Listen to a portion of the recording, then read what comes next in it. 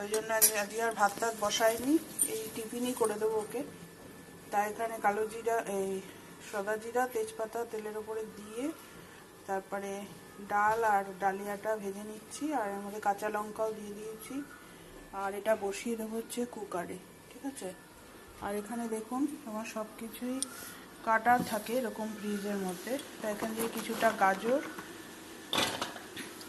আর কিছুটা বিনস, মানে ছেলে যেটা চলে আসলাম আবার রান্নাঘরে।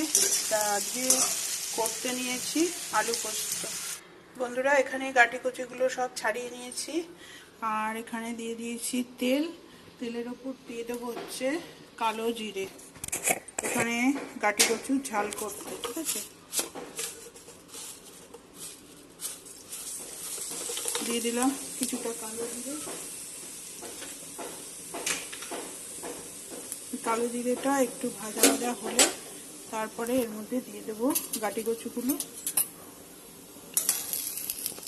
আর এর মধ্যে দিয়ে দেবো হচ্ছে লঙ্কা আর রসুন বাটা। আমি সবজি, যে কোনো সবজি ছাড়ার আগে কী করি, যে কোনো সবজি ছাড়ার আগে একটু লবণ আর হলুদ দিয়ে দিই। তা যেহেতু লবণ দিয়ে দিলাম এখানে, এটা দিলে কি গায়ের মধ্যে ছেটে না। এবার কি করবো, এই আলু আর কচুগুলো এখানে ছেড়ে দিলাম। এই সবজিটা খেতে লাঞ্চ নিয়ে চলে আসলাম। আজকে লাঞ্চে আছে এই যে ভাত। আজকে ভাতটা কিন্তু একদম গরম, সকালে যেহেতু ভাত করিনি, কর্তামশাই তাড়াতাড়ি বেরিয়ে গেছে, ডালিয়াই করে দিয়েছি।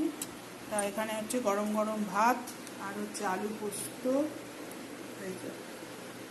তার সাথে আছে ডাল, টক ডাল, আর এটা হচ্ছে গাটি কচু দিয়ে আলু দিয়ে ঝাল।